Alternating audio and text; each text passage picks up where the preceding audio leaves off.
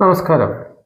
Election എടുത്ത ഈ ഘട്ടത്തിൽ സത്യത്തിൽ ഒരു സോഷ്യൽ മീഡിയ ഇൻട്രാക്ഷൻ വാട്സാപ്പ് ഒഴികെ ഇല്ലാത്ത ഞാൻ ആദ്യമായിട്ടൊരു വീഡിയോ പോസ്റ്റ് ചെയ്യാമെന്നും എൻ്റെ അഭിപ്രായങ്ങൾ നിങ്ങളെ അറിയിക്കാമെന്ന് കരുതിയിട്ട് സംസാരിക്കുകയാണ്.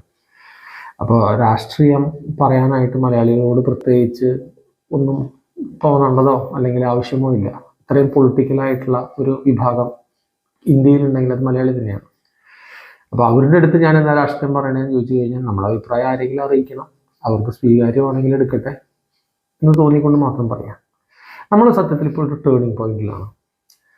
അപ്പോൾ ഞാൻ ഒരു കോൺഗ്രസ് അനുകൂല കുടുംബത്തിൽ നിന്നാണ്. കോൺഗ്രസ് അനുകൂല കുടുംബം എന്ന് പറയുമ്പോൾ രാഷ്ട്രീയപരമായ നേട്ടങ്ങളൊന്നുമില്ല, അല്ലെങ്കിൽ രാഷ്ട്രീയപരമായ വേറെ സ്ഥാനമാനങ്ങളിലേക്കൊന്നും വീട്ടുകാരും എത്തിയിട്ടില്ല. പക്ഷെ കോൺഗ്രസ് കാൻഡിഡേറ്റിന് വേണ്ടി പ്രചരണത്തിന് പോകുന്നതും അവരെ കൊണ്ട് കഴിയാവുന്ന ഏതാനും വോട്ടുകൾ പിടിക്കുന്നതും ഞാൻ കണ്ടിട്ടുണ്ട് എൻ്റെ വീട്ടുകാർ. അത്രമാത്രമേ ഉള്ളൂ.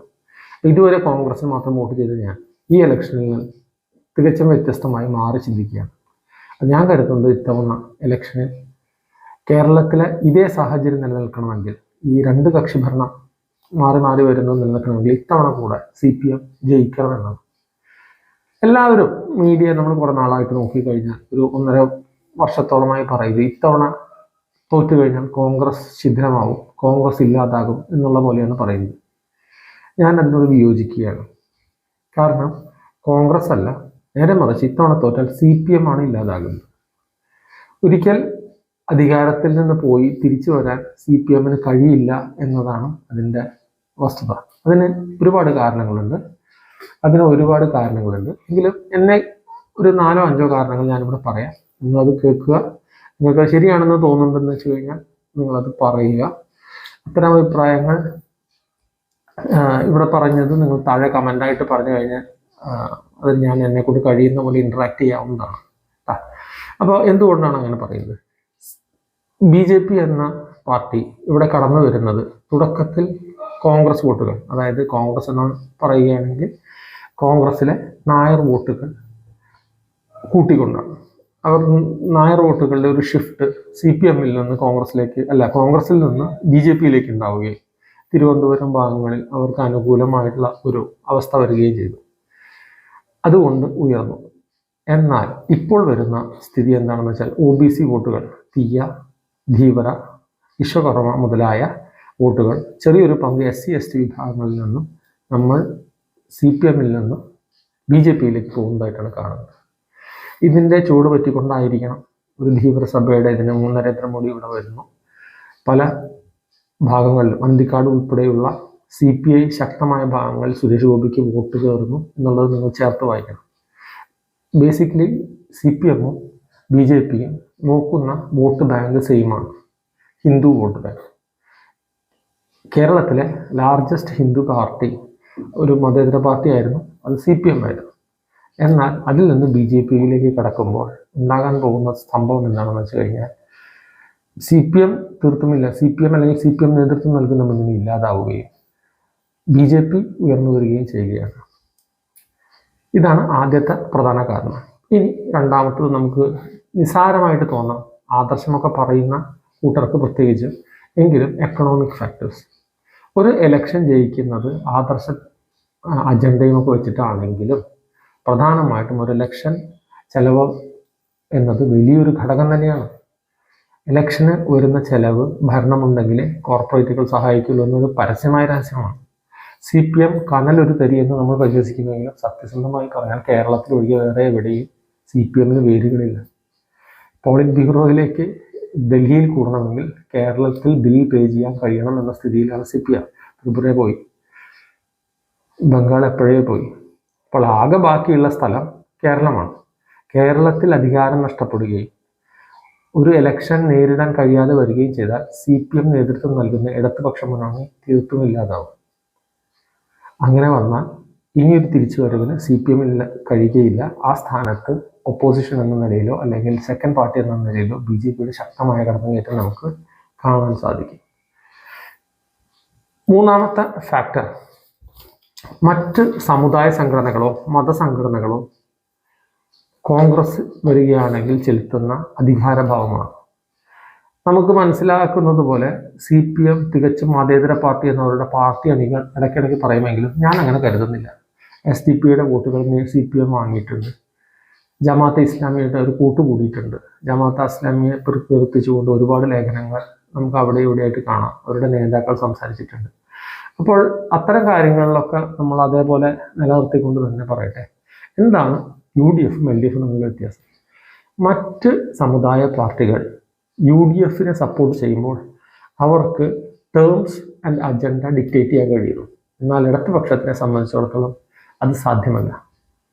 ജമാഅത്തെ ഇസ്ലാമി സപ്പോർട്ട് ചെയ്താലോ, NSS സപ്പോർട്ട് ചെയ്താലോ, SNDP സപ്പോർട്ട് ചെയ്താലോ CPM-ന്റെ ആര് അധികാരത്തിലിരിക്കണമെന്നോ ആര് ഇന്ന പൊസിഷനിൽ എങ്ങനെ ഭരിക്കണമെന്നോ ഒരിക്കലും പറയാൻ കഴിയാത്ത അവസ്ഥയാണ്. ഈ കഴിഞ്ഞ മന്ത്രിസഭയിൽ തന്നെ എത്ര സമുദായാംഗങ്ങൾ എത്ര പേരായിരുന്നു എന്നുള്ളത് CPM-നെ സംബന്ധിച്ചിടത്തോളം ഒരു വിഷയമായിരുന്നില്ല. അവർ പാർട്ടി വർക്കേഴ്സ് മാത്രമായിരുന്നു. എന്നാൽ കോൺഗ്രസിൻ്റെ സ്ഥിതി ആലോചിച്ച് നോക്കും. ഇലക്ഷന് മുമ്പ് തന്നെ ശിവഗിരി മഠം 18 പേരടങ്ങിയ ഒരു പട്ടിക കൊടുത്തു എന്നാണ് കേട്ടത്. ലത്തീൻ സഭ കൊച്ചി മേയർ എങ്ങനെ വേണം, ആരായിരിക്കണമെന്ന് തീരുമാനമെടുത്തു. MLA ആരായിരിക്കണമെന്ന് തീരുമാനമെടുത്തു. കഴിഞ്ഞ മന്ത്രിസഭയിൽ രമേശ് ചെന്നിത്തലയെ താക്കോൽ സ്ഥാനത്തെത്തിക്കണം എന്ന് പറഞ്ഞത് നമ്മുടെ NSS നേതൃത്വമാണ്. ഇത്തരം കാര്യങ്ങൾ പരസ്യമായി പറയാനുള്ള ധൈര്യം UDF വന്നാൽ മാത്രമേ ലഭിക്കൂ. LDF-ന് അത്തരം പ്രശ്നങ്ങളില്ല. പിന്നെയുള്ള മൂന്നാമത്തെ കാര്യം, ഘടകകക്ഷികൾ എങ്ങനെ മന്ത്രിസഭയെ നിയന്ത്രിക്കുന്നു എന്നുള്ളതാണ്. CPM നൽകുന്ന മുന്നണി അധികാരത്തിൽ വരുമ്പോൾ ഘടകകക്ഷികൾക്ക് ന്യായമായ കാര്യങ്ങൾ പറയാമെന്നല്ലാതെ വഴിവിട്ട് പ്രവർത്തിക്കാനായിട്ട് CPM അനുവാദം നൽകാറില്ല. പക്ഷേ UDF അധികാരത്തിൽ വന്നാൽ എന്ത് ചെയ്യണമെന്നും എങ്ങനെ ചെയ്യണമെന്നും തീരുമാനിക്കുന്നത് തമ്മിലിടിച്ച് ഗ്രൂപ്പ് കളിക്കുന്ന കോൺഗ്രസ് ആയിരിക്കില്ല, രണ്ടാമത്തെ കക്ഷിയോ മൂന്നാമത്തെ കക്ഷിയോ ആയിരിക്കും. അത്തരം കാര്യങ്ങൾ വരുമ്പോൾ നമ്മൾ ഭരണം സ്തംഭനം എന്നുള്ളത് പതിവ് കാഴ്ചയാവും. പണ്ടത്തെ ഉമ്മൻചാണ്ടിയെ പോലെയോ കെ കരുണാകരനെ പോലെയോ മെയ്വഴക്കമുള്ള നേതാക്കളല്ല കോൺഗ്രസിൽ എന്നുള്ളത് കൂടി ഓർക്കുക. ഇതെല്ലാം കഴിഞ്ഞു. അധികാരത്തിൽ എത്തുന്നതിന് മുമ്പ് തന്നെ സീറ്റുകൾ വീതം വയ്ക്കാനായിട്ട് KC group, Satheesan group, Chennithala group, Sudhakaran മത്സരിക്കാൻ കച്ചകെട്ടി പിന്തിരിഞ്ഞു എന്നിങ്ങനെ നിൽക്കുന്നു. ഇനി ഇവർ അധികാരത്തിൽ എത്തിയാൽ എന്താ സ്ഥിതി എന്നുകൂടെ ആലോചിക്കണ്ടേ?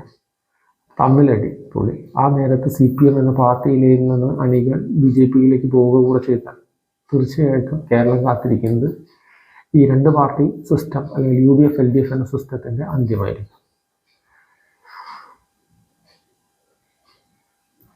CPM അധികാരത്തിൽ വരുമ്പോൾ ഉണ്ടാകാറുള്ള ഏറ്റവും വലിയ പ്രശ്നം അക്രമ രാഷ്ട്രീയമാണ്. പാനൂർ, തലശ്ശേരി, കണ്ണൂർ അക്രമ രാഷ്ട്രീയം ആയിരുന്നു CPM-ന്റെ ഏറ്റവും വലിയ പ്രശ്നങ്ങൾ. കോൺഗ്രസ് ആണെങ്കിൽ അഴിമതി. ഇപ്പോൾ നേരെ തിരിഞ്ഞിരിക്കുകയാണ്. CPM അഴിമതി ആരോപണത്തിൽ നിന്ന് മുക്തമല്ല. പാർട്ടി അണികൾ പോലും പലരും സംസാരിക്കുമ്പോൾ നമുക്ക് മനസ്സിലാവുന്നത് വിശ്വസിക്കുന്നില്ല CPM നിഷ്കളങ്കമായി ഒന്നും ചെയ്തിട്ടില്ല എന്നുള്ളത്. അവർ പുറത്ത് പറയുന്നില്ല എന്നുണ്ടാവാം, പക്ഷെ തമ്മിൽ കുറവ് ഇപ്പോഴും CPM തന്നെ ആന്തരികമായി തിരുത്തി നടത്താനുള്ളൊരു ശക്തി അവരിൽ ഇപ്പോഴും അവശേഷിക്കുന്നു എന്നുള്ളതാണ് പ്രധാന കാര്യം. കോൺഗ്രസ്സിന് അത്തരമൊരു സംവിധാനമില്ല. ആര് ഗ്രൂപ്പ് നോക്കുന്നു എന്നുള്ളതനുസരിച്ചിട്ട് അത്തരം തിരുത്തലുകൾ വരുത്തുകയോ വരുത്താതിരിക്കുകയോ ചെയ്യാം. CPM അക്രമ രാഷ്ട്രീയത്തിന് ഏതാണ്ട് വിട പറഞ്ഞ മട്ടാണ്. RSS-മായി ചർച്ച ശ്രീ M വഴി നടത്തുകയോ എന്തോ പറയപ്പെടുന്നു.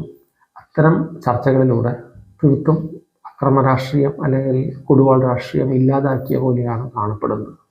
അത് CPM-നെ സംബന്ധിച്ചിടത്തോളം ഒരു അനുകൂല ഘടകമാണ്. പിന്നെ തങ്ങൾ ചെയ്ത തെറ്റുകൾ തിരുത്താൻ CPM തയ്യാറാവുന്നു. സ്വാശ്രയ കോളേജുകൾക്കെതിരെ ശക്തമായി സമരം നടത്തി ജീവിക്കുന്ന രക്തസാക്ഷിയും കുത്തുപറമ്പ് രക്തസാക്ഷികളും ഉണ്ടായപ്പോൾ ഒരിക്കലും CPM തിരിച്ചു പോയി സ്വാശ്രയ മാനേജ്മെൻറ്റുകൾക്ക് പ്രൈവറ്റ് ക്യാപിറ്റൽ വേണം എന്നുള്ള സ്ഥിതിയിലേക്ക് എത്തുമെന്ന് ഞാൻ കരുതിയിരുന്നല്ല. എന്നാൽ അതിൽ തിരിച്ചു പോവുക, അടിസ്ഥാന സൗകര്യം, നാഷണൽ ഹൈവേ ഉൾപ്പെടെ കാര്യങ്ങൾ വികസനം എന്നിവ ത്വരിതഗതിയിൽ നടത്തുക വഴി തങ്ങൾ ഒരു തിരുത്തലിന് തയ്യാറാണെന്നും തങ്ങളുടെ വികസന വിരോധമായ അജണ്ട നടപ്പിലാക്കാൻ ശ്രമിക്കുന്നില്ല എന്നും CPM തെളിയിച്ചു കഴിഞ്ഞു. അതുകൊണ്ട് ഈ രണ്ട് പാർട്ടി സിസ്റ്റം നിലനിൽക്കണമെന്ന് ആഗ്രഹിക്കുന്നവർ, കേരളം ഇതുപോലെ തന്നെ തുടരണം എന്നാഗ്രഹിക്കുന്നവർ ഇത്തവണ കഴിയുമെങ്കിൽ CPMനെ വീണ്ടും ഒരു തവണ കൂടി അധികാരത്തിലെത്തിച്ച് അവർക്ക് തിരുത്തി കൂടുതൽ ശക്തിയോടെ ഭരിക്കാനുള്ള അവസരം നൽകണമെന്നാണ് എനിക്ക് ഈ സമയത്ത് വിനീതമായി അഭ്യർത്ഥിക്കുന്നത്. ഞാൻ പറയുന്ന അഭിപ്രായങ്ങളോട് നിങ്ങൾക്ക് യോജിപ്പുണ്ടാകാം, വിയോജിപ്പുണ്ടാകാനാണ് കൂടുതൽ സാധ്യത. നിങ്ങൾ പറയുന്ന യോജിപ്പായാലും വിയോജിപ്പായാലും താഴെ കമൻറ്റുകളിൽ കൊടുക്കുക. നിങ്ങൾ പറയുന്ന ആശയങ്ങളോട് കഴിയാവുന്നതും ഞാൻ റിയാക്ട് ചെയ്യാൻ ശ്രമിക്കുന്നതാണ്. നിങ്ങളുടെ സപ്പോർട്ട് പ്രതീക്ഷിക്കുന്നു. കഴിയുമെങ്കിൽ സബ്സ്ക്രൈബ് ചെയ്യുക, ഷെയർ ചെയ്യുക. നന്ദി, നമസ്കാരം.